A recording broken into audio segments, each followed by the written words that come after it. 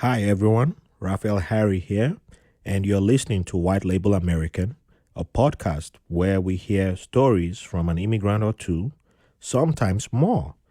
Thank you for listening and enjoy the show.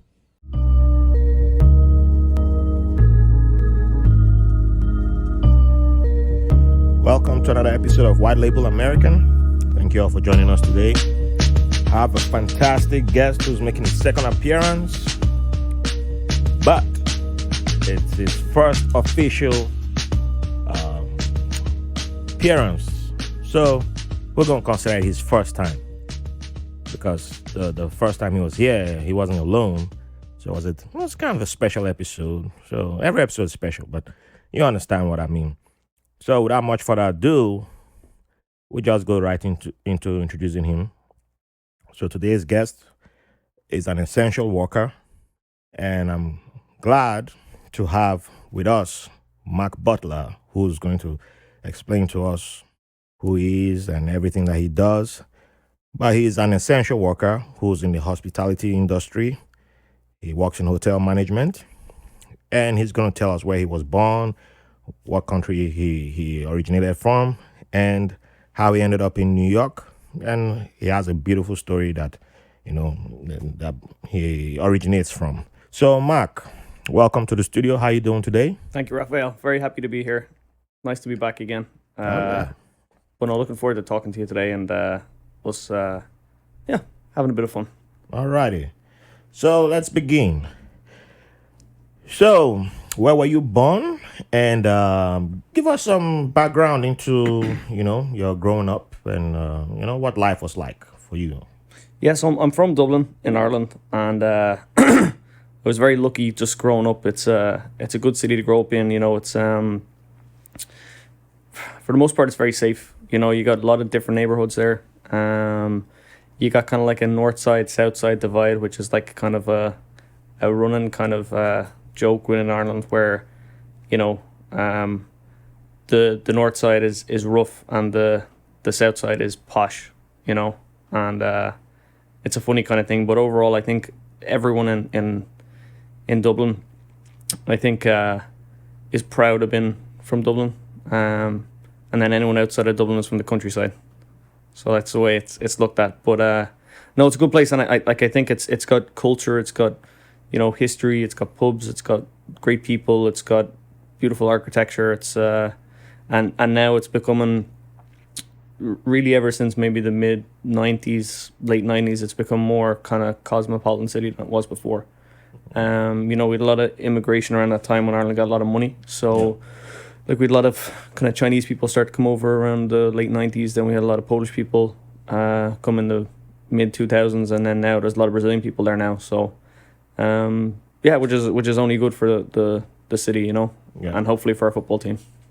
Yeah, no. I'm looking forward to Sean Ronaldo coming down the line in a couple of years, Yeah, it's interesting that you mentioned that because my friend Carmen, who's been on the podcast, and I've been on her podcast too. She has a podcast, The Immigrant's Journey. So her immigrant's journey was through United States, and now she's in Ireland. She's in Dublin. She had how do you guys call the mayor of Dublin again? There's a terminology you guys use. So she had the mayor of Dublin on her podcast last week or 2 weeks ago. Mm-hmm. And the mayor of Dublin now is of Chinese immigrant parents. Yeah. So I was listening to that episode and I was, that's interesting. Yeah. And she was talking of her parents' background that led to her being born in she wasn't born in Dublin, but she grew up in Ireland and then ended up in Dublin. The Lord Mayor of Dublin. The Lord Mayor, yes. So there's a street in Dublin called Dawson Street, and on Dawson Street, that's where the Lord Mayor's residence is. So it's beautiful kind of old building in there. But one kind of funny fact is that in Ireland, the license plates are the year, then the county or the state that the car is from, and then a number. So it could be, 1, 2, 3, 4, 5 could be your license plate or any random numbers. But the Lord Mayor is the one that gets number 1 on their license plate. So it could be 21D and then the number 1. So that's been going back years. So again, just a little fun fact, but it's just an interesting kind of little thing where whoever thought of it at the time obviously thought that they were the number one citizen. So it's it's a bit of fun. But So what was the prime minister is called? What was that word pronounced so again? it's a Taoiseach. Taoiseach. Yeah, I knew it, but it just Yeah. Taoiseach. yeah. So it's an Irish. That's so- Gaelic. Yeah, yeah. Okay. So like it's a lot of like our you know, our kind of, I guess the equivalent of Congress people would be TDs. Like there's a lot of Gaelic into it, you know. But I think it's important. I think our as time goes on, I think the Gaelic gets lost, the Irish gets lost in a lot of ways to English because, you know, everyone speaks English. Yeah. You know, and there's certain clusters around Ireland which are still just Gael-talked areas, which is they only speak Irish in them. And they speak English as well, but like they all, you know, they communicate in Irish, which is great. Try and keep it alive, you know. But it's it's sad how a lot of Irish people can say 5 words of Irish.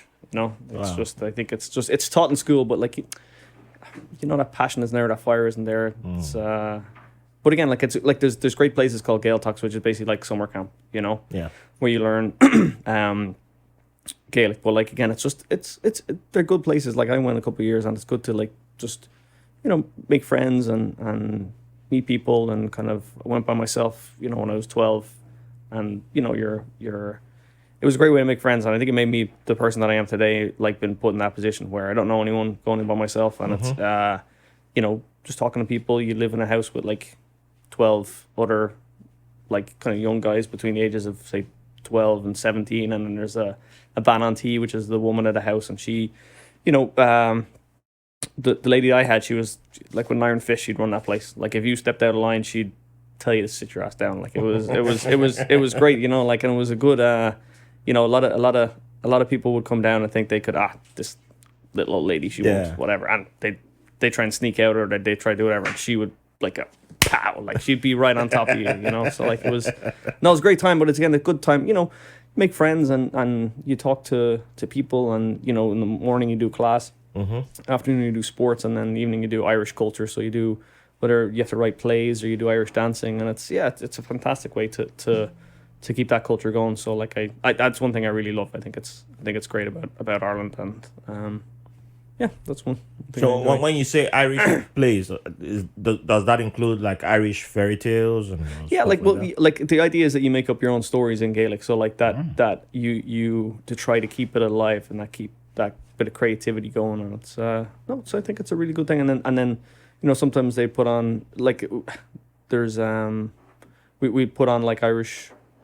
You know, whether it's music or stories or things like that. I think it's just a great thing, and I think Ireland's known for its storytelling and for its literature. You know, like I think it's the only city that has 3 Nobel Prizes for literature. Oh, You know, so like it's a great there's great stories there, whether it's James Joyce or whether it's, you know, just there's great history down every single street. You know, that's beautiful. so if anyone has never been, you know, Yeah. go. See, that's why I always tell you about that movie that I saw on Netflix. It's Song of the Sea. Yeah, It's you're always talking about it. I always talk about it because it's Irish fairy tales. Yeah. Yeah, that they pulled the movie from. So, and it's beautiful. It's good animation. So yeah. So now that we've already touched on some of the next question, but I think we should be able to get an answer that you haven't really touched on. So what would you say is your favorite childhood memory? Like I I've got good memories with like just my family and my friends. Like, you know, I remember like playing football in the garden with my dad, and like you know, kind of like we had this little kind of rock thing, and you know, when I was small, he'd always like kind of pass it to himself, so he'd like knock it off the rock thing and hit it around me, you know. So I have good memories with that. And then with my mum, like I'd always on Saturdays we'd always go to like this little kind of diner, just me and her. And it was kind of like cafeteria style, so like you kind of choose as what you wanted as you went along. And I'd always get chips and potatoes. Just that's just what I liked. So like I'd always get that, and I'd just sit down with her and we'd spend that kind of hour or two together doing that. And then with my sister, like, you know, just on bikes or playing or stuff. Or just, you know, we used to play a game called Buster Groove. It was like a dance game on a PlayStation, and I just have good memories of us playing that together. So like, I'm lucky. And then even with my friends growing up, like I had a great core group of friends that, like, we were all in school together, and we went to kind of primary school together, and then we went to secondary school together, and it was just, I was very lucky with the friends that I had, and that, we were all kind of similar in mindset, so like we'd always go play football together. Like we play wall ball, just basically hit the ball off the wall. Oh yeah. You call someone's name, and then the next person has to hit it, and if they don't, they lose a life. And that's what we just play that for hours. We had something like that too. We play heads and volleys, and we just like there was a video shop that we used to the wall was like a perfect wall. There was enough space that we'd play against it, and like then like we just, it was a video shop, like a VHS, like a Blockbuster kind of, but it was an independent shop. But we'd always have to butter that guy in there, and then it that closed, and it turned into a photography shop. And we talked to the guy when we first, when he first kind of moved in. He was cool, nice guy, photographer, pretty chill. And then one day I had to go in for something into his photography shop, and we were playing outside at the time. I think we kicked the ball over the wall, and we had to go get it. And and we had another ball, but I could hear the dum, dum, dum through the wall of us kicking the ball against the wall. And he never said anything to us. Like he didn't, chase us away with a stick or something, or tell us to go away. So it's just like happy memories of just growing up like that, So like, no, I had good friends, and playing football in the park, or just doing whatever around. Like it was just like the soccer teams I played for as well. It was good way to make friends, and kind of people from different parts of the city came for our soccer team. So again, it was good to meet other people from different kind of sides of town. All right, so I gotta ask. So while doing the wall ball or just playing football, soccer in general, did you ever get in trouble? Like for us, doing wall ball, it was one way I got in trouble because sometimes, you had a good measurement of the wall, and then you make mistake and pow, play the ball over, and next thing you hear, windows shattering. Everybody disappears. Yeah. No, we were pretty good. Like we had a pretty good system, because like the way that this wall was, it was it was straight, but there was like the road kind of curved around, so there was a chance if you were been a right little little so and so, you could angle in such a way where it would kind of bend around a corner. And like the windows of the photographer, we'd always basically have someone that would stand at the windows of the photographer, just in case that did happen, because there was one or two times where you're hitting it 30-40 yards, and you're trying to hit, and you can't guarantee it's gonna hit the wall, but you can almost guarantee it's gonna get attracted to the window. So we'd always have someone there blocking it. But I think like for the most part, like we were good gang kids, So Burnsy and Kevin Wolf and Chris and Tim and Mulvey. In all fairness, we were good kids, but we couldn't help it. Every once in a while, like even when we weren't playing wall ball, we still, we got a field. Sometimes somebody just, got excited and pow. Yeah. And next thing, you just heard that. The smash. You know the sound of louvers cracking, and as soon as it happened, it's like everybody disappeared except the owner of the ball. Who go, hey, we're gonna get my ball. Yeah, go get it yourself. Yeah. And then that's when you start praying, like, hope nobody's at home. Yeah. Or No one sees me. No one saw me. You go over the fence and you make your last prayers, and then. No, like I think I've been very lucky with growing up the way I've been growing up versus say some of the other kind of guests you've had in the podcast, and some of the very tough situations that they've been through, But no, I've been very lucky, and I put that down to my family, and just been lucky with what I have, So I do appreciate it, and I acknowledge that I'm in a lucky position. Hey, it's all good. Hey, but you trigger those memories in me, so it's all fun, though. It's all fun. So now that you mentioned family, let's go a little bit back in your family. And so has your family always been in the Dublin area? Like one thing with Irish people is that we're lucky in that we know for the most part where you come from. You know, like I know that my grandparents are Irish, my great grandparents were Irish, and so on and so on and so on. So whereas I think for a lot of American people, you know, white label American, just, you know, I'm sure there's a lot of people out there listening that are from whether their own country and they you know, they can trace their lineage, or it's a case of that you know, they're American or they're from different countries where they don't know where they came from, you know. And I think a lot of Irish people, a lot of American people come from Ireland, or they know their families come from Ireland, you know. They don't know where, they don't know when, but they know that, oh, my granny or my great grandfather, or I'm first generation, my parents were from, you know, Dublin or Galway or whatever. So like I think that's a big thing. But I think, like, again, I'm lucky that I know where, for some generations, where I came from, versus that's what I love when I see American people coming over to Ireland, like trying to figure out their ancestry, you know, been able to narrow it down to like a little field in Connemara, somewhere in the west of Ireland. It's rough country, you know, like it's rocks and it's wind and it's the sea, and it's very kind of rough areas. And then they're able to find the you know, the old broken cottage where there's 10 bricks left, you know, in a chimney, and they're able to find where they're, you know, this is where my grandparents came from, this or my great grandparents came from. Like it gives you a sense of like home, you know, which I think a lot of Irish people can be quite ignorant of that. A lot of Americans are coming over. Oh, my great granny's from, you know, Cork. You know, do you know John and Mary and Mayo? Yeah, No, I know someone from. come Cork, on, no, I don't know John and Mary and Mayo. And then sometimes they'll be like, oh, you know, they run the little diner, and you'll be like, oh, damn, I do know John and Mary and Mayo. You know, like it's little things like that. But no, like again, I think it's very important to try and find out where you came from, because then, you know, people are proud of their history, you know, whether it's Nigeria or whether it's Germany, wherever it is, you know, it's people identify. I feel like a lot of American people don't identify as American for the most part. They identify as Irish or German or Swedish or you know, Hispanic or from, you know, Asian countries. Like it's a good, you know, and obviously hopefully we can get back to that sense of community that's within this country. But back to your question, yeah. So like I'm you know, for my grandparents, like and my great grandparents, like I've been lucky where my great grandfather lived in Belfast. So this is before 1916, when Ireland was still part of kind of the British Empire, as it were, you know. And he lived in Belfast, and he worked in Harland and Wolff, which is like the famous shipbuilding.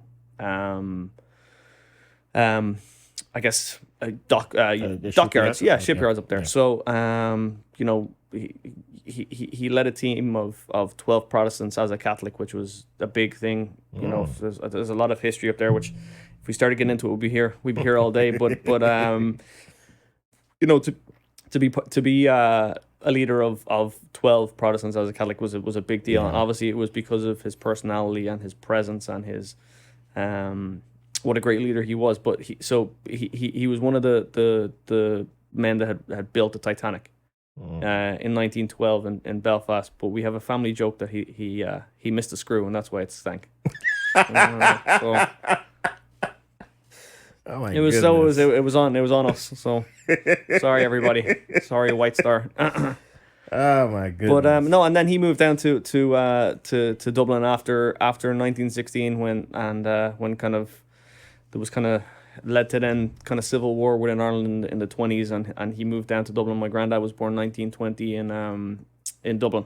Yeah. So that's my father's dad, and he was he's a great man. He was just he always, you know, we always said he was 12. You know, he always acted that, like he always had that kind of like free spirit about him, and he was a great guy. Like he worked on, you know, he's like a gunsmith. He made guitars, he made engines for cars, he made boats. He was real handy. He made he's project manager for a lot of the first swimming pools that were in Dublin. So like he and his team were the ones that made them. There's two famous chimneys on the Dublin skyline, and he made one of them when they added a second one. So like he was great. But like in 1965, him and my grandmother and my dad, they moved to California. Oh wow! So to Burbank, where they shot a lot of Western movies. Yep. So as a gunsmith, you know, you need these guys that know how to use guns and make guns, and that was something that I did. So like they traveled across America, you know, from New York to Burbank, and like my dad, he just has great memories of living in California, and it's a cool it's a cool thing to do. But there's a famous kind of gun, I guess, trickster whose name is Rod Redwing, and he's a I think some of his videos are on YouTube, but he's very famous, like kind of gunslinger trick shot guy. So like he's a famous thing where he'd mark a kind of point on a wall. He'd have his knife and he'd have his gun, and he'd throw a knife, he'd take out his gun, he'd shoot the point that he just put on the wall, and the bullet would be there before the knife got there. Oh wow! So like these are like trick shots and things like that. But there's a famous story my dad tells me where so Rod Redwing was at this trick shot competition, and he was the judge. There's two guys pretty similar level in skill. One guy had just regular pistols, and the other guy had nickel-plated handguns, which were like a bit of flash about them, like they look slick, and oh Jesus, this guy's got nickel handguns. He must be the business, And it comes down to their shoot off, whatever, and it was pretty even. But Rod Redwing thought that the other guy was the better. The guy with the lesser guns was the better shooter. And let's say there was 3 other guys in the voting panel, so they decided that it's the guy with the nickel-plated handguns. He's the flash guy. He's got the better guns. He means business. He's the guy. So it was decided that this guy would be the winner, and he got his whatever. So Rod Redwing goes up to the guy and he's like, "Listen, you were the better shooter." He's like, "But nickel-plated handguns, It's that bit of flash, and that applies to life as well. So whether it's going to work or you're going to, people who look like they know what they're doing have that bit of, I guess, leeway with people who are ignorant to that particular skill, and I think it's something that I always keep in my mind when I'm trying to do things. So whether it's in work, trying to be, make sure I keep my professionalism, or make sure I keep my look the right way, neat and tidy, or whether it's just anything in general. Like, it's just a very important thing to remember, and nickel-plated handguns basically. Nickel-plated handguns. That's the way I remember. But no, he was a great man, and then my mother's grandfather, he was another great man. He was a school teacher for 40 years in Ireland, and kind of like in kind of Meath, which is like a state near Dublin. And he was he was a great guy. He was like, big guy, and he looked like Gregory Peck, and he had dark hair and until the day he died, and full head of hair. So hopefully I get that, But he's hey, I don't know if you just jinxed yourself. Yeah, hopefully not. But he's he'd always say about how you've been teaching a long time, or too long, when you're not teaching people's kids, you're teaching people's grandkids. Oh, so like he'd 40 years he was teacher in this school in Meath. So he was everyone loved him, and he's a great man. So no, like, again, I'm lucky. I know where I come from, and for that side, and my mum and dad are great. Like, my dad is a quantity surveyor. Worked a lot in construction, but he's just a great kind of person,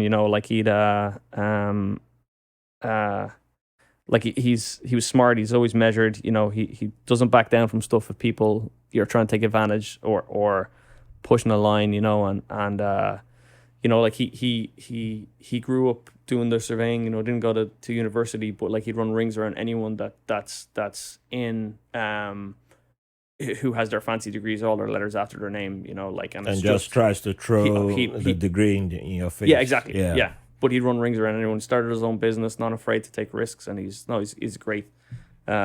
He's a great person. Like, he's real likable, and I think he makes such an effort with everyone, and I don't think he doesn't realize it, but he's a great man. I'm very lucky to have him as a dad. And then that's beautiful. Yeah, and then my mom, I think he'll make a good guest too for this podcast, because he has lots of stories from. Well, I heard my last episode 20 was the lowest rated podcast you had. That's what I heard. I don't know if that's true, but we'll have to fact check that. Oh man. But no, like, my mom was like she's she worked in she had her own business as well, doing kind of fabrics and curtains, high end fabrics and curtains. So she'd work with clients and architects, and then 2008 kind of came along, and obviously that messed up with everything. So she decided she's going to go back to school and study counseling, which she did. In her when she was 39 again, she started. She went back to school. She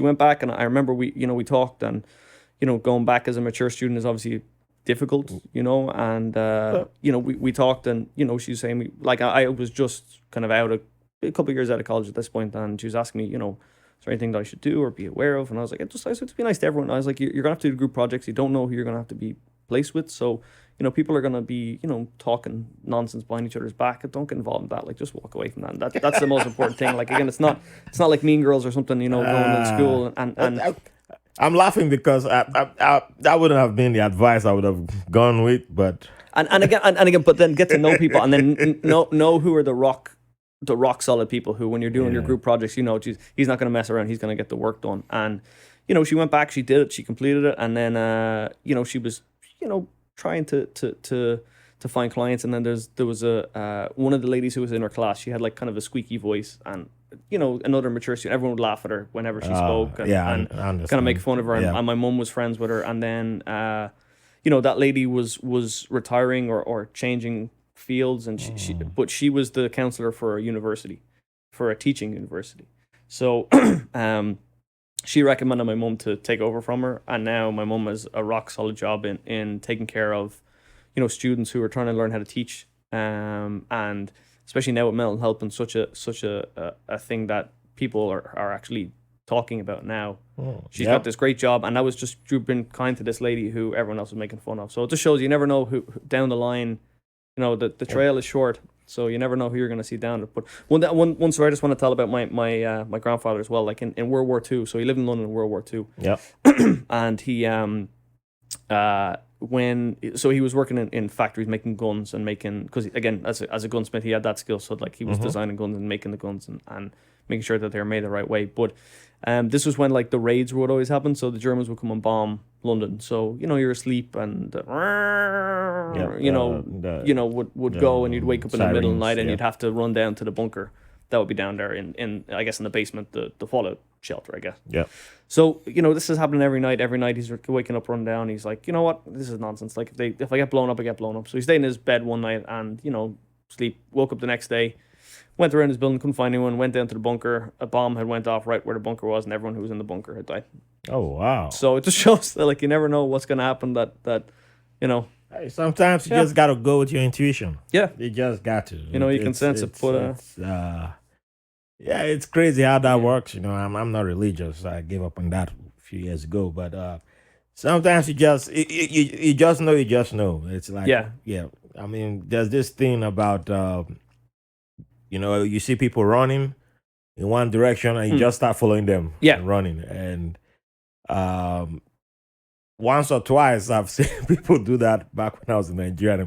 It used to be like, I'll just start running with them. And I'm like, why are we running? Yeah. Or like you see people standing in line. They said they're shooting guns. Yeah. Who's shooting guns? So there's a gang or they're fighting. Okay, where are they fighting? Oh, he said it was. They said, where? But we don't know. Are we running towards them? Or are we running from them?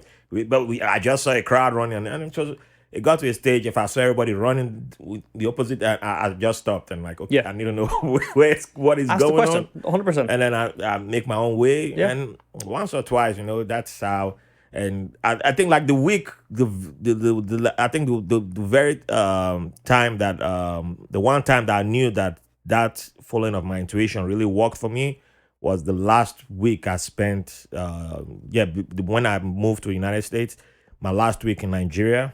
After I got my visa, I was supposed to go see my uncle in Ibadan because I was in Lagos. And he had said, come over, do some things. And the morning I was supposed to leave, I said, I was going to wake up and go and everything. And I already planned. And I woke up that morning because people knew if I was going to travel for local travel by road, if I said I'm traveling, I'll tell everybody I'm leaving at 10 a.m. But by the time you woke up, you didn't see me. I was already gone. Like 5, 6 a.m., I was gone. So my cousins were used to that. And they woke up.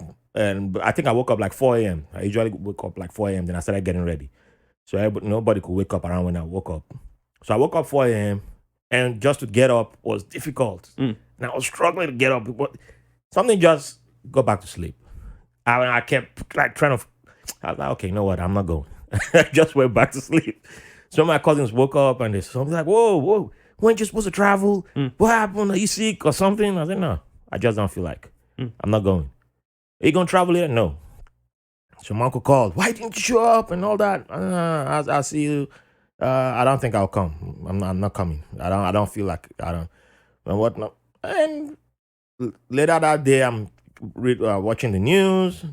The bus park where I would have caught a bus from. I don't know if that's the bus I would have caught, but the bus that left around the time I would have caught a bus from that park was in an accident. Everybody died. I don't know if I would have been on that bus. I don't know, but if you did the calculation around the time I would have got there, that it was around the same time I would have caught a bus from that park. And it's a 12-seater bus. So it probably would have been the bus I would have been on. Yeah.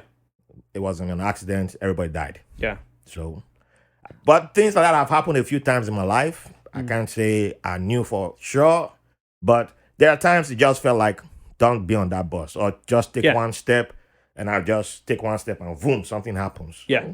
So sometimes I just I agree with you. I feel there's energy or something that's there. Like my grandmother, I always feel like is kind of on my shoulder, like just keeping me safe. Like there's I can think of loads of similar times to that where you're like, should I do this? No, I'm not going to do this, and then something happens, or whether it's you're in your city, your streets, your alleys, you like you got that sixth sense for stuff. And you're like, maybe I'm not going to walk down this alley. I'm just going to take the long way around. And like you just, you just. Whereas you could walk down through the alley every single day, no big deal. But just one day you get that little kind of ding in your ear. Maybe someone's watching you. See you go down the alley with your lunch every day at 1 o'clock, and they're waiting for you. Or no, just I'm going to take the long way around. Like it might cost me. The only thing it would cost me is just 10 minutes, 5 minutes extra. Yeah. That's what it is. Yeah. But just back to family as well. Like, I'm lucky I got a really good sister as well who's, she's really creative and really, she's like my dad. She doesn't back down from anything, and that's, it's a great thing to see. And she'll always give you an honest answer about everything. Like, if you ask her, she won't sugarcoat stuff, she'll tell you. Like, and it's one thing I really respect about her. And she lives in Toronto now, so she's so another guest too. You're trying to get rid of me. I'm not even finished. You're trying to get rid of me. I don't think you're fun anymore. I'd rather have your family. Oh, okay. My great grandfather maybe is making the Titanic, or But no. So Sarah, my sister, she's she's really good, and she's I'm really lucky to have a good family. So that's beautiful. So now, how many times have you watched the Titanic? Oh, the movie? Yeah. Enough times. There you go. Does it feel special anytime you're watching it? Like, hey, my family. Yeah, like I think it's a cool. My great grandfather put that up. Yeah, and it sank on the first go. So what does that tell you about my work? No, again, no. It's a cool family fact to have. Like again, I was at a wedding for my friends Tillin and David a couple of years ago, and you just get talking to people at weddings, and I was talking to Lynn's father, and he just where are you from? Oh, from Ireland. Cool. And then for some reason I don't know how we got into it, but whether he had a boat or something. We were talking about Titanic, and then again, this is like maybe 7 years ago, and every so often now, whenever I see Lynn or talk to Lynn, she's like, "Oh, my dad was asking for you. I met this guy once, and he's just checking on. Oh, Mark. Oh yeah, his great grandfather built the Titanic. Yeah. Told him I said a lot. Yeah, like it's just funny how let's say there was 100, 200 people at that wedding, and he just remembers me, for whatever reason. So like it's funny little things how people stand out to you. All it takes is just one time, yeah, and you leave an impression. Like people stand out to you, or whether you're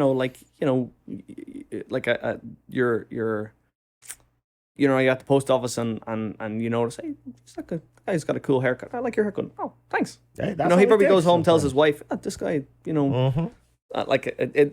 reminds me of a story about my dad. So my dad, when he was 5 or 6, he was, they lived in Bath in the UK with my grandmother. And, Bath. My cousin actually lived there too. Yeah. He attended the university. So he, it was my grandmother's birthday. So, he went down to Woolworths or one of these little shops and bought her some plastic jewelry or something, something that was a pound or two or something, right? So he goes to, brings it back for her birthday, and okay, here you go, here's your here's your present. She's like, oh, she like nice jewelry, and she's like, Dermot, thanks for getting this for me. Like, I don't think I'd wear it. So like, thanks. You bring that back. You get your money back, and you get yourself something. What you want. So get yourself some sweets or a comic book or something. So, and she's like, I don't really like cheap jewelry. So like, I don't think that would work for me. So he's like, okay. So he goes out to the shop and he goes back and he's like, oh, can I exchange this? And they're like, no. And then he's like, oh, well, can I speak to the manager, please? Oh, he's not here. Okay, I'll just wait for him. So my dad, who's like 6 or 7 years old, he's waiting at this Woolworth shop to speak to the manager. Like, can you imagine a little 5 or 6 year old now in whether it's Dwayne Reed or what, and look to speak to a manager. So so my dad was, so the manager comes out and he's like, yeah, can I help you? And he's like, oh, well, I bought this jewelry. My mother doesn't like cheap jewelry, so can I give this back, please? So the guy lets him have his, like, laughs at him and gives him his money back, and he goes. But you think of, let's say you're that man, you're that manager, and you're like, you're going home to your wife and you're like, geez, honey, you should have seen today. There's this little kid who came in and he's 5 or 6 years old and he's telling me he doesn't like cheap jewelry. So like, that's like, these little things will stick in his mind. Yeah, so it will. yeah. So my dad was the original Karen, basically. Oh my goodness. Yeah, I have to have your dad now so he can have a response to that. We have to let him have his comeback. Yeah, right. It's only fair. I'm sure he's got a few stories about me. Oh man, golly, you. Oh man. So let's see. Let's move on. Let's where do I go now? You made me lost my train of thought. Original Karen. Oh boy, I wasn't expecting that. Well, that's good. That's a good one. All right. So, where was I gonna go now? So I guess we're gonna go. There was something you mentioned from amongst your favorite memories, dinner with your mom, and that reminded me of what your career right now, your career path. And I was going to ask about what inspired you to take your career path, what put you on that career path that you are on right now. And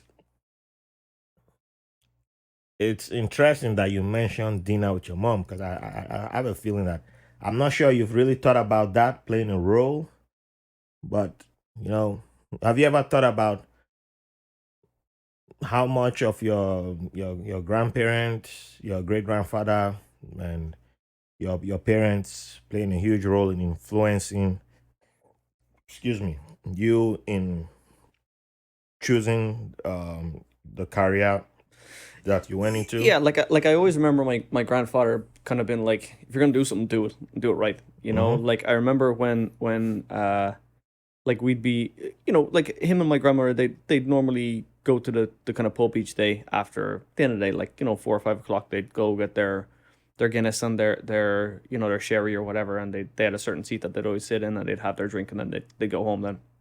And I remember being with my granddad. It was a Beachcomber pub, which is in Clontarf in Dublin, and I remember I was probably maybe 5 or 6 years old, and I think it was just my granddad and me that particular day. And I remember seeing another little kid, and he was with his dad. He's probably a little bit older than me, and excuse me, he his dad had a Guinness, so his dad was having a Guinness and the kid was having a Coke or whatever, and the kid, like, I think puts his fingers into the Guinness and, like, takes out some of the Guinness using his fingers, like, so, like, I see him doing this and I'm like, geez, like, maybe I can try this. I'm 5 or 6 years old. You see someone do something, you think. Yeah, so then later, but all right. So he did this. So then I was like, oh, Granny, can I have a bit? And I would go to stick my fingers in. And he's like, no. He's like, if you're gonna do it right. So then he gives me the whole pint, and he's like, here you go. Here's like, take a drink of that.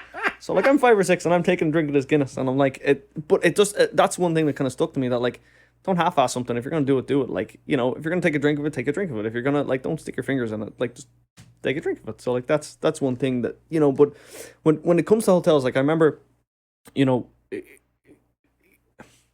Ireland is good in that, like, it's so close to Spain and Italy and France and Germany, and you got all these different cultures that are right on your doorstep, which fortunately over here, like, for the most part, like, if I go from here to Chicago or to Tucson, Arizona, for the most part, everything's the same TV, same restaurants, same everything. There's not really that huge culture difference. Whereas, Spain or Italy, you got language, you got culture, you got people, you got cities, you got such a different kind of, or even countryside, you got such a different array of things. So I remember we went to Italy when I was 15 or 16, and I remember the way the hotels are over there is like a lot of them were kind of like big old hotels. I'm talking like late 90s, early 2000s, and dinner was included in your rate. So it wasn't just like now where you go to your hotel is just for dropping your bags, and then you go have dinner wherever you find it. So and it was cool because like you'd see the same waiters every day. There would be the same waiters every day. You'd for the most part have the same table every day, and there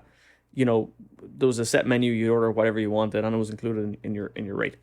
But I always remember there was two kind of major Ds that were there wearing their tuxedos in there, and I'm like 13, 14, 15, 16, still trying to figure out what I want to do, and I remember seeing these two guys, and I just loved like the way they worked the room. They'd come and check in every table, say hello to people. Like they'd the staff that they had were all real interesting guys. There was one guy who was like, he looked like a James Bond, one of the staff members, he looked like a James Bond villain. He had that kind of like look about him. And there was another guy, a real Italian looking guy, and his name was Max. And I remember he had like a lion ring on like a lion head ring on. There was like this kind of like real petite girl that worked there as well. Like, and every year we went back, it would be the same faces that were there, So that was, I always loved that kind of, I guess, comfort that you can give people and in hospitality, which we'll get to in a little bit. But that was kind of what put me on the path. I think seeing these guys and being like, yeah, like this is I think what I want to do, like work with people and work with, yeah, like and like I'm lucky that that's the chance I got to do it, and I that was definitely my kind of sparked the interest in watching these guys work the room, talking to people, shaking hands with people, and yeah, I liked that's where my kind of yeah, I guess the start of it came from seeing these guys. And again, you never know the influence you can have on people, whether it's just at a distance or whether it's just something casually you do on a everyday basis, whether saying please or thank you to someone, or whether leading by example, or whether it's your actions. And no, I think it's like I'm yeah, you never know who's watching, basically. I think that's true. That's true. So you just mentioned a James Bond villain. So it seems like James Bond really huge for you. No, yeah, like I think we used to play GoldenEye, the game, on the N64, which I'm sure a lot of people will probably have played back, who's from our kind of generation, and that was again just with my friends and stuff. That's how we always did it. But no, like I think like I think if we're asking questions about James Bond, like I think GoldenEye the movie was one of my favorite ones. That was one of the first ones that I remember. I remember the Roger Moore ones, but like watching them with my granddad and stuff. But like I distinctly remember GoldenEye being the one that stood out to me the most. I was probably maybe 8 or 10 when it came out. So like it kind of it's I had a poster of it on my wall. I just like Pierce Brosnan, been an Irish guy, been James Bond as well. That was a pretty cool thing. But I think the way it's evolved now, like into like almost, with Casino Royale and Skyfall, like they're great movies. No, like I enjoyed them. I like it. I like Jason Bourne movies as well. And no, like I think it's a good, it's a good series. I'm looking forward to hopefully seeing the next one soon. It's I think Sean Connery was mine. Yeah, he was the first James Bond for me. So for a long time, when you said James, that was actually his name. Yeah. For me growing up, James Bond was Sean Connery, and then it would take a while for me to realize that his real name was Sean Connery. Yeah, it's kind of like Arnold Schwarzenegger was. Yeah. To us, my generation, he was Commando. Yeah, like that was the first movie we saw of him. You're giving me two stories there. So like Goldfinger was my dad's favorite James Bond. So like again, I remember I've memories when I'm young watching that one with him. And there's a few lines in it that he still says to this day. Like towards the end, he electrocutes one guy and he kicks him into an electric fence or something, and then he kind of turns and he's like, shocking. Like it's my dad still says that to this day. But another thing he does remind me of. So with Terminator, I remember when Terminator came out, my dad would let me watch Terminator, and when Terminator 2 came out, which I think was 91 or 92, and he went to see it, and like we were excited to, like, obviously I didn't go to see it, but he went to see it, and he came back and he was telling me everything about it, and I'm like, oh, that's so cool. Hopefully it'll be on TV or it'll be on video soon. We can watch it. So, so eventually came out and we recorded it and we had it and we watched it together. But in 2017 it was the 25th anniversary of of Terminator 2. Wow. And I remember I remember when I was small him telling me about there's a scene at the very start of the movie where like there's a skull that's on the ground, and then this, it's the music is tense, and then this big kind of robot foot goes bam, and it stands on the skull, and it's this big kind of crunch, and it's like he told me, like he was real shocked when in the cinema when it happened. And then it's cool to me, like 25 years later, me and him were able to experience that together, watching the movie together. So when they re-released it, we went together to see it. So like that's a happy memory I have just of full circle, I have to go watch it again. Yeah. I remember. There's only number Terminator 1 and 2. There isn't any other Terminators as far as I'm concerned. They've made like 15 others. Yeah. I'm a big Daniel Craig fan, though. Just Yeah. for full disclosure, yeah, I love his Bond movies, though. But I grew up a Bond fan. I was like, I got injured because of that too. That's it's one of those that I will, after this episode I'll deny it, but for just this episode, I probably was maybe 4 or 5 years, well, between 4 and 6. I don't know how old I was. I was a kid. That's what I'll say, and. Yeah, doing my Bond thing around the house, and I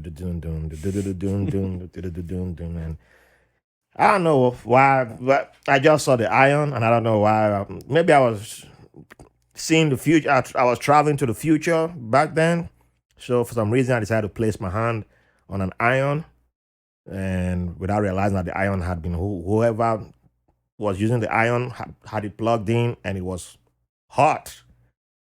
Dumbasses didn't know that they had to put it face down. Why you leave it up? And I was trying to, I was inventing the hand printing, the scanner, the hand scanner. That was in no movies then. I was the first person to bring it into place. So I time traveled, and that's how they killed my time traveling device, because I touched the iron and good Lord, it burnt my hand. But I couldn't tell nobody. I was crying though and screaming. But the pain was in me.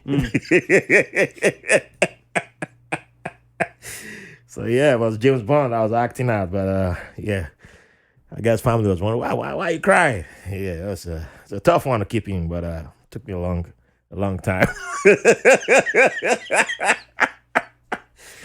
For the truth to come out. But yeah, it came out finally.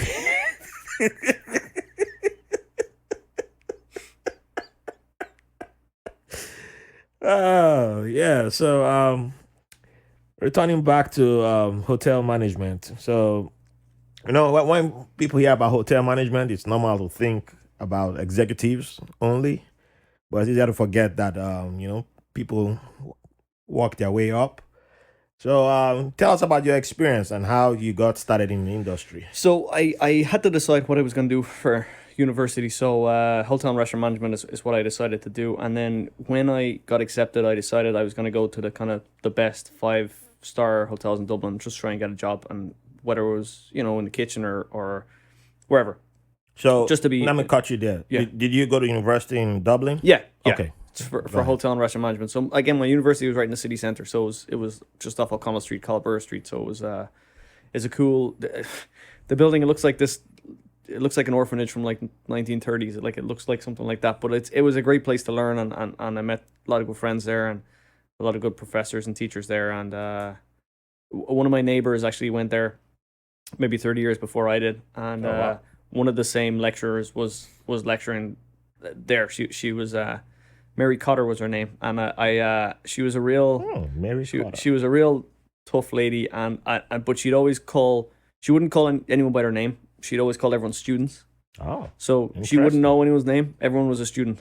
Students, you gotta do this, and student, what are you cooking in that broth? And like that was the way she was. But was that like a chef's class? Or yeah, what? yeah. So we do chefing, and that would be one of the classes that we'd have to do. And but she'd my neighbor told me that she'd always this is probably back in the early 80s that the girls all wore too much makeup, and that to take their makeup off, and she wouldn't let them in the kitchen or in the classroom with all their makeup on. Wow. And then when I had her, like she wasn't like that For anymore. cooking, But do it's you really like, need yeah, makeup? That's another thing. I don't know, but it's just funny how, again, like coming back to my grandfather, about how, you're teaching people, and you never know who had the same teacher as you down the line. But it's no, and like, again, it was good university, good school, and I think, but I decided I was gonna, whatever.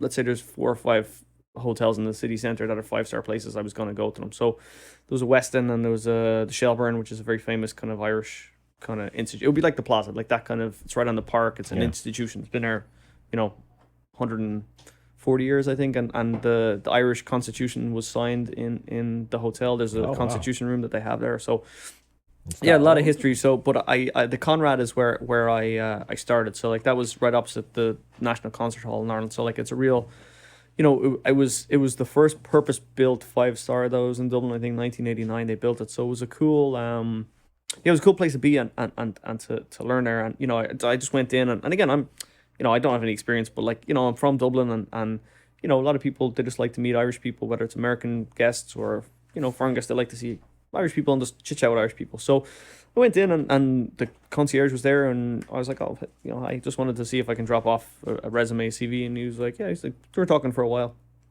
and he's like, what do you want to do? And I was like, I don't know, just I'm studying it, so I'd really like just to get involved, and whatever, whether it's clean toilets or whether it's just helping people or just chit chat with people. Like, I'm from Dublin, I know the city, I know the restaurants. I love being proud of Dublin and Ireland. So yeah, like whatever you have for me, I'll do. So then luckily I was I guess we talked for a while. He liked me, and then he brought me back as a concierge then. So like it was cool for me to just be a little kid, 18, been a concierge in a hotel. So it was cool. And I normally did school during the day, and I'd work in the evening time, and it was a good way for me to kind of learn. And then I worked the desk, or I'd work in the accommodation, or I'd do the conference and events. And as college went on, I'd do my I'd work around in the different departments. So it was a cool kind of foundation for me to learn, like, in a 5-star environment from the start. Yeah. But I had there's a very famous festival in Ireland which was called Witness at the time, which is they'd always have like big acts, and then they'd have like a throwback act where they'd have someone who was famous 20, 30 years ago, and then they'd bring them back and have a big thing. But James Brown, the singer, stayed in the hotel. And I always have a memory of any time that someone had to go to his room to bring him water or towels or whatever, he'd give them $100. And now that's the James Brown, the James funk. Brown, yeah, Wow. Living in America and all this. Yeah.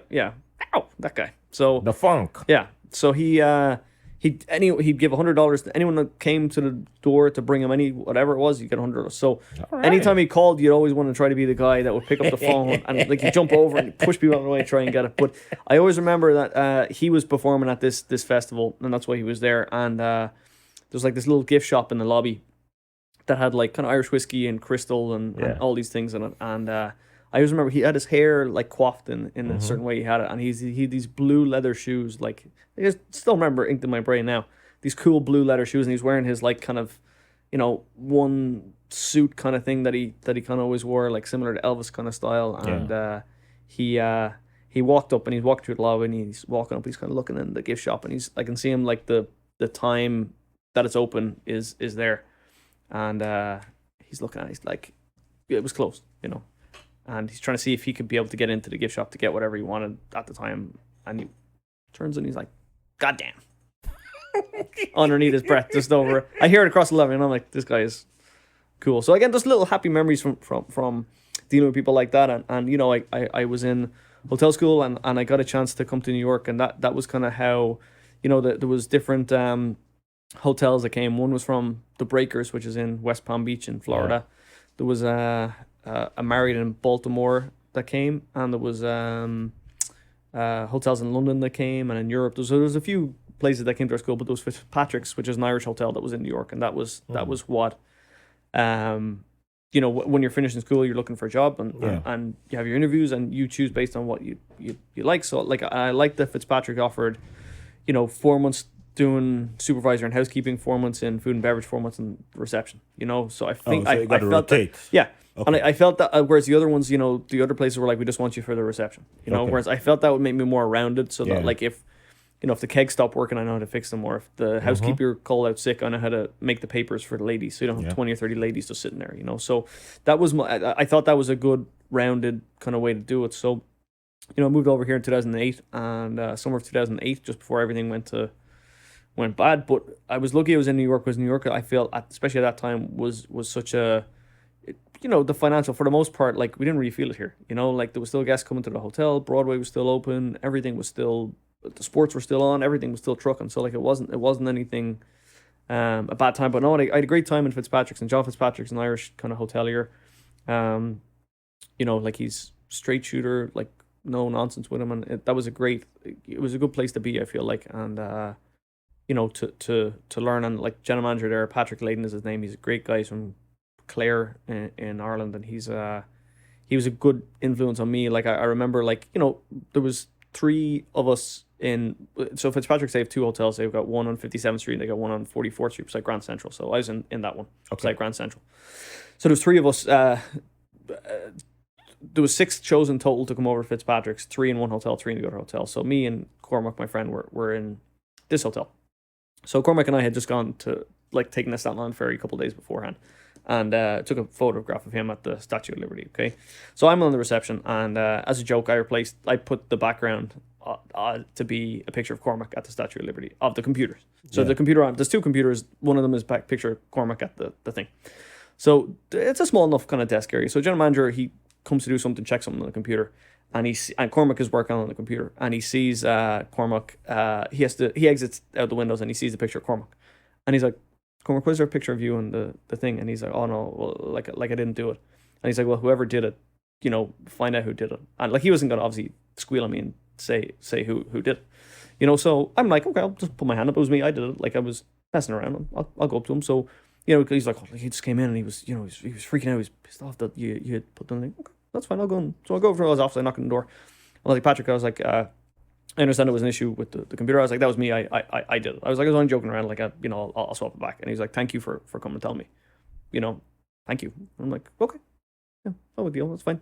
So I go back out and I tell Cormac, I'm like, hey, he's fine. It's no big deal. And he's like, but he gave it to me. Why is he not giving it to you? And I was like, I don't know. It's because I was honest with him. I didn't try and BS him. I didn't try and say, oh, I don't know, or I didn't go to him. Like, he asked for the thing, and that taught me then to straight shooter, like, set up my expectations of what I want it to be. Yeah. And then, like, there's no ambiguity. You don't misunderstand me. I don't misunderstand you. But at the same time, you tell me what you expect of me. If you want me to teach you, if you want me to give more responsibility, tell me. Like, I'm not a mind reader, and I feel like that's how a lot of problems happen at work, I also feel like there's a lot of people that will abuse their positions or try to, well, I'm the manager, I don't have to do it. Yeah.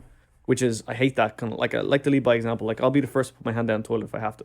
But I expect you then to put your hand down the toilet, because if I'm going to do it, then no, of course, you're going to be doing it too. And again, some people like that. Like, again, like, you look at, like, a Michael Jordan or a Jimmy Butler or a Roy Keane, like, where, their mentality is, I want the people who want to be the best here. And if you don't want that, then I don't want you here, or I'm not going to rely on you when it comes clutch time, or when it comes time that I need people to step up. I know I can trust you, or I can't trust you, and I think that's my mindset, and that, like, I like clearly knowing who my key players are, There's nothing wrong as far as, you're not being secretive about it. Just be open about it. I'm a straight guy, like, again, like, and if something's broken, tell me, I'll get it fixed. But at the same time, like, I don't want people whispering behind the back, saying, oh, he never does this, never fixes this, never fixes this. And then I'm like, is there any problems? No, everything's fine. Yeah, everything's perfect, thanks. And then I'll come and look at them. Oh, why is this not working? Oh, yeah, and it always never works. Okay, well, tell me I'll fix it. Yeah. Like, you don't know how long that silence can be when, let's say, your printer doesn't work properly, and someone's checking out, and you're like, oh, how was your stay? Oh, it was good. And did you do anything? No, I'm just heading home. Oh, no, did you do anything nice when you're here? No. And then you get that silence. And while you're waiting for the thing to print out, and if it takes 30 seconds a minute, like, you can be like, that 30 seconds can be a long time, and you've used all your questions, you don't have anything else to ask, you're standing there, there's a line of people, you're like, come on. So you want to give your guys the best tools that you can be, and whether it's you doing your podcast, you want to have the best equipment, whether it's, anything that you want to give people the tools to be able to do their job, and again, like, I'm straight shooter, there's no BS with me, like, I'll tell you to your face if there's a problem, and that's the way I want to be treated, so that's my way I work and my mindset, and like, I kind of, like I always have in my mind where, let's say I ask you, hey Raf, can you go to 101 and clean 101? Yeah, I'll go 101 and clean room. A little bit later, and I'll go to the room and I'll just to check to see if it's ready, and then it won't be clean, So I could go downstairs and be like, Raf, I told you to clean room. Why isn't 101 clean? Da, da, da. Or I could just be like, hey, you Raf, did you get a chance to clean 101? And be like, oh my god, I totally forgot. Oh yeah, I'll go right now. So like you give people the benefit of the doubt, So I always have that in my mindset, like, oh, did I ask Mary to go clean 101? Did I ask Raf to go clean 101? So that's, again, it's all psychology and different ways of approaching things, and I think Irish people are very good at like engaging with people and connecting with people and being very making people feel comfortable, and I think that's one skill that I think I have in hotels, and that's how I think it works, because I put myself in your position, empathy with people, and like, and again, you get pretty good at reading people pretty quickly, if someone's a BS or if they're straight, and like I have one story where I have a million stories, but like I have one where like I had this lady, and she calls and she's like, oh, I want to speak to the manager right now. So I'm like, okay. I'm like, yeah. And like normally, like, again, I'm pretty, how can I help? Like, you don't need to scream and shout, just what's the problem? Tell me and we'll fix it. So she's like, well, this is absolutely ridiculous. Like, I found a dirty pair of women's underwear underneath the bed, and I'm with my kids and my husband, and like, this is absolutely ridiculous. Like, what are you going to do about it?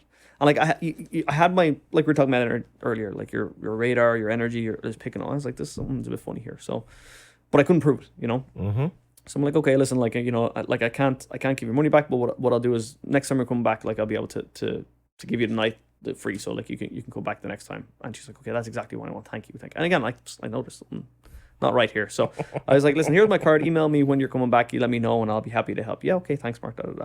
So she's fine. Kids are happy, fine, whatever, gone. So a couple weeks later, she emails, oh, I'm coming back with my husband. Perfect. So I knew it was something funny. So I told her, I'm like, listen, I'm not going to be here at that time, but, the guys will take care of you, like, we'll have a lovely time this time. Okay, thank you. Even though I was going to be there. So day she comes, I'm like, listen, everyone, tell her I'm not here. I feel something fishy with her. So housekeeping manager checked the room, the housekeeper cleaned the room, the manager checked it, and then I was the last person to close the door. So I checked that room. There wasn't a hair in that room. It was perfect. There wasn't anything under the bed or, in the curtains or due diligence. I checked every inch of that room. So I knew it was perfect. So go back downstairs. Eventually she comes, and a little bit later she calls up to say, oh, I want a manager up here right away. So I'm like, oh, this is perfect. I was like, I knew she was going to try and pull some nonsense again. Oh my goodness. So I'm like, I'll handle it. So I go up and knock on the door, and I'm like, hi. And she's like, oh, Mark, I thought you were off today. Yeah. Well, I just came in to do a bit of work. So I understand you called in to say there was an issue. You want to manager right? No, it's fine.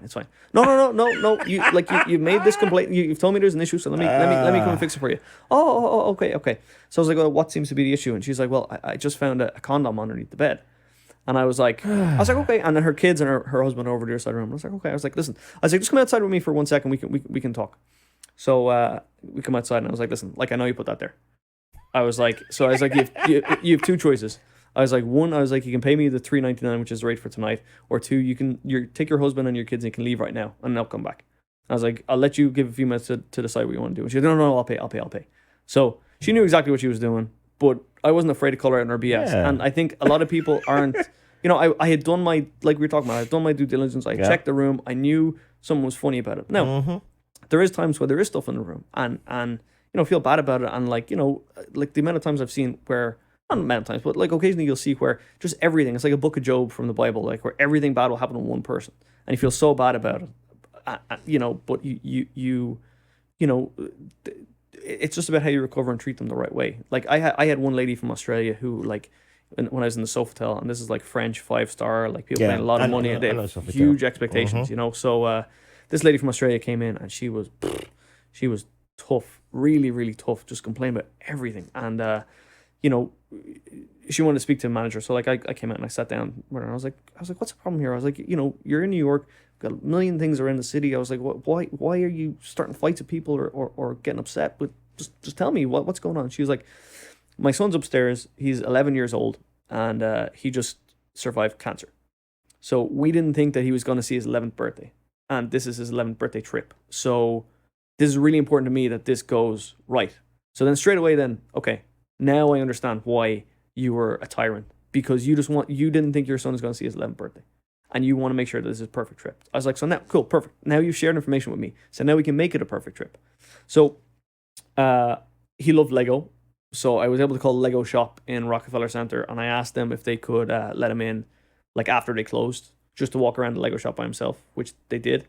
They made like a little Lego figurine of him that looked like him, and they have like a Rockefeller Center kind of Lego display that they had made with the ice skating rink and stuff like that. So, and they had Spider-Man on top of one of the things, like the Lego Spider-Man. So they put his little figurine beside the Lego Spider-Man.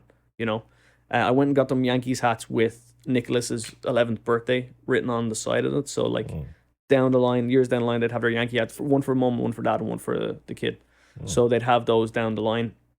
I had I got them I Love New York t-shirts. So the next day, then when we went out, they come back to their room and they have their hats, they have their t-shirts.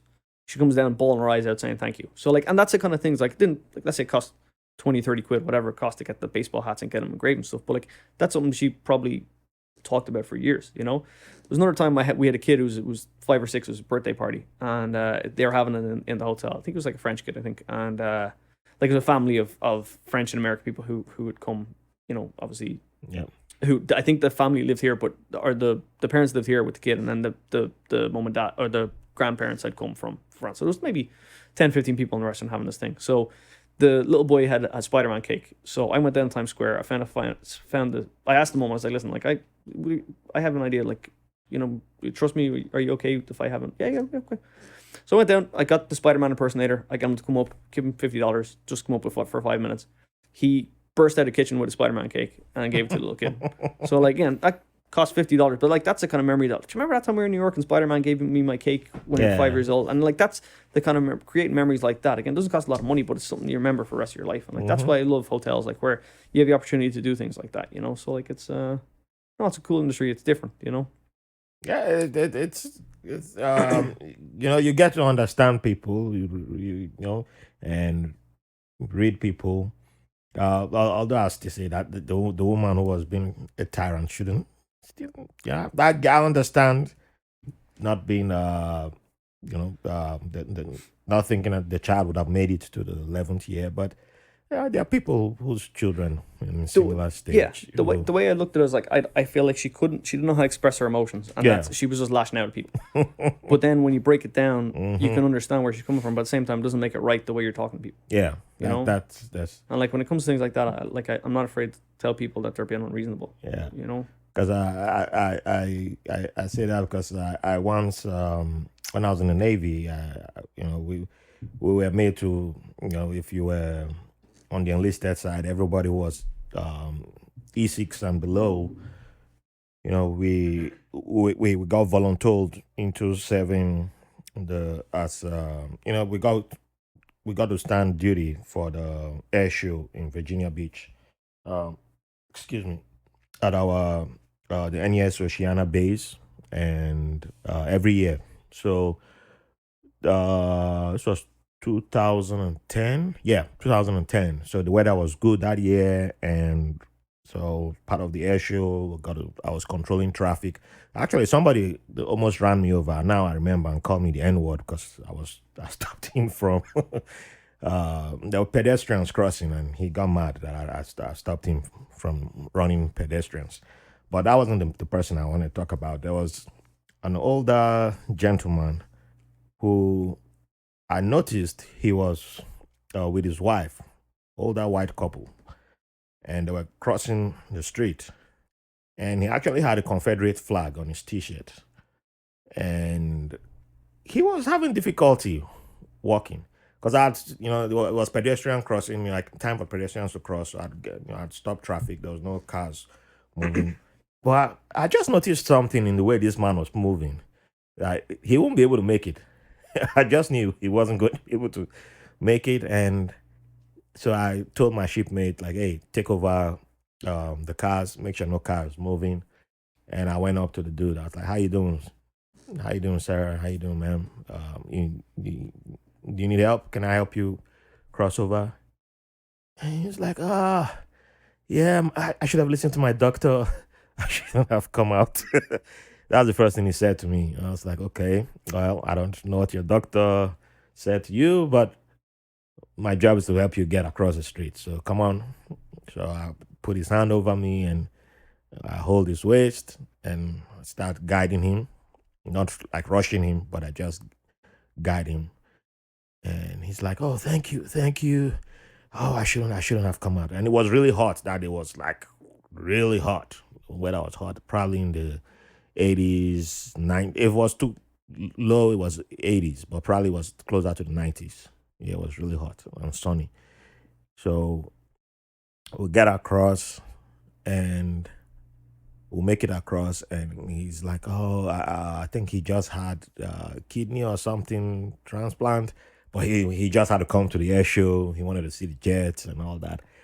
Like, whatever transplant you had, yeah, you shouldn't you should be standing on your feet." And yeah, that's like, so you know what? You shouldn't even be standing. Just lie down, sir. Just so I had to talk to him, calm him down. The wife's like, yeah, yep, and we shouldn't have. Yeah, well, so what do we do? What do the wife now is now freaking out? So I was like, I don't think this is the type of person who normally likes a black person touching him. Mm. But the first thing we got to do is calm him down. We don't want him panicking because that will only worsen the situation. And I don't intend to do it mouth to mouth because then the CPR is mouth to mouth. Nah, I'm serious, man. Now I'm not doing mouth to mouth. So we get him on the grass. He sits down and then start getting him to lie down. And then my shipmate who's controlling traffic starts noticing that I'm making somebody lie down on the grass. So he's like, "Hey, what's going on?"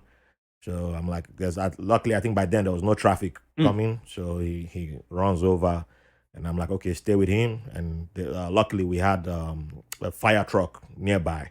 So I start yelling at them to come over and they come over. Okay.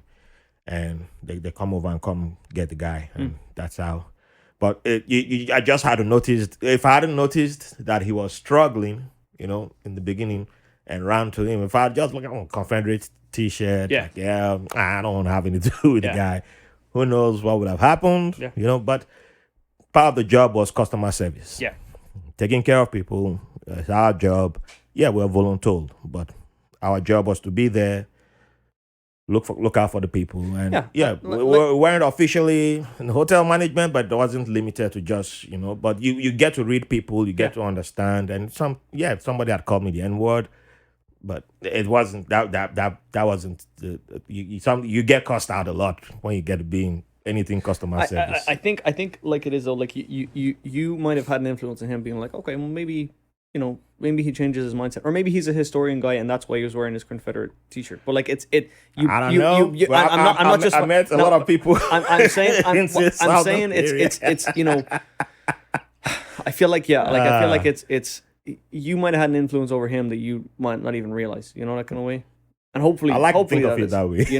but again, unfortunately, at the end of the day, some people are just buttheads, and that's their mentality, and you can't do anything about it. But again, if you had that little bit of influence, positivity, maybe it does change his mind,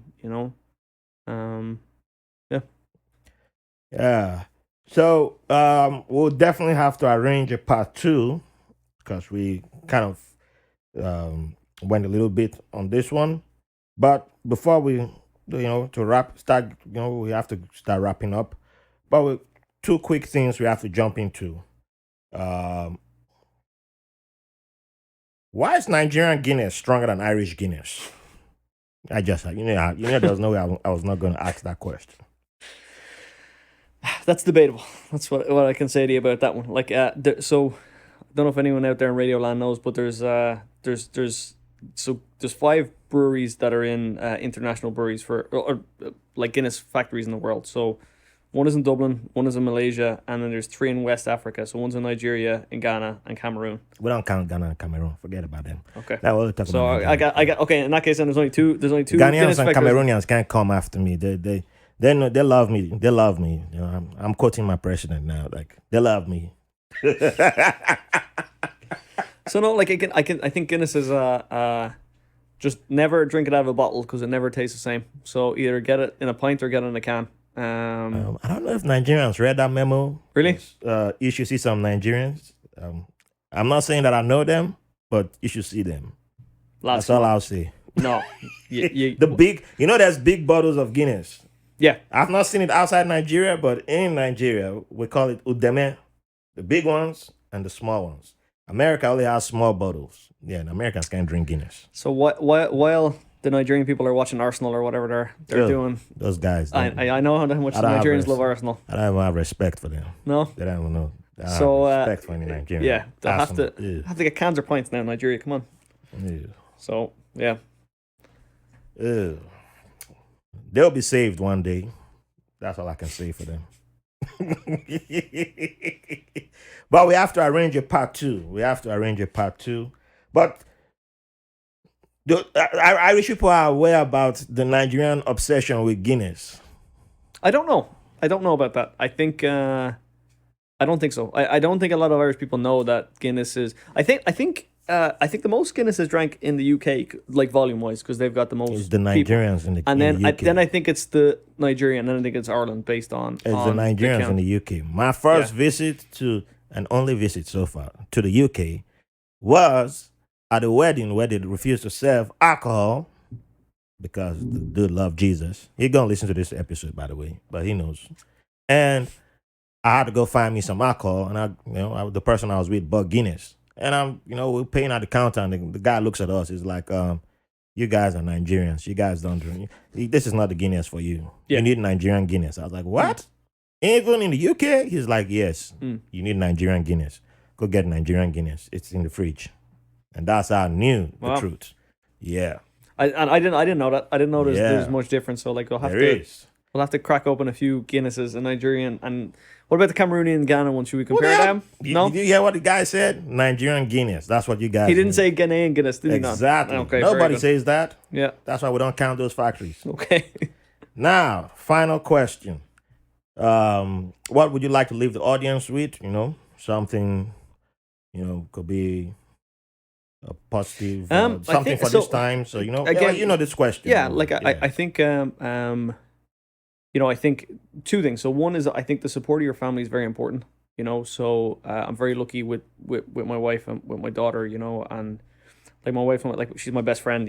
And it's she always supports me no matter what. And I know that trust is there and the love is there, and it's great, like just having that foundation and someone who's there that no matter what will support you, and she's my favorite person in the world, and then I got my daughter as well, who's just fantastic, and she's she's almost 3 in a couple months, and she's getting smarter every day, and I think it's I think that, and again, as I said, with my family and with my mum, dad, and my sister, like it's got a great foundation there, and I think family is so important, and I think nowadays we're so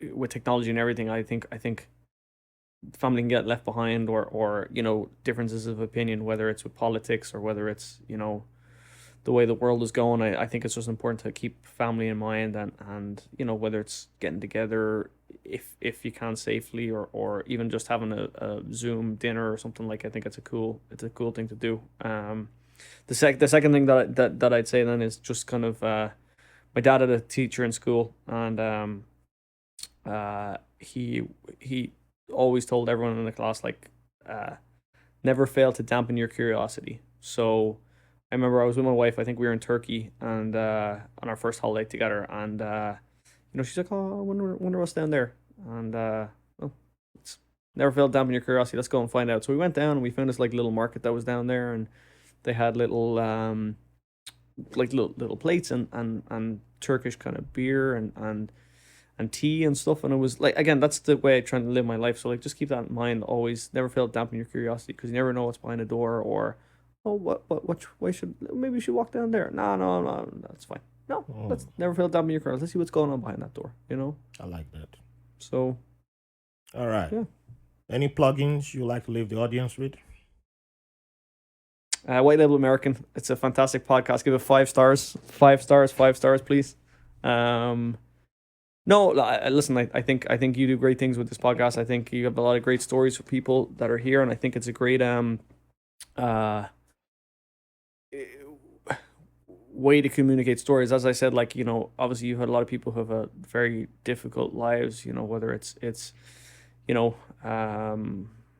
so many so many stories that you've had with people, beautiful stories and tough stories, and I think it's a great thing that you're doing here. So I think keep doing it.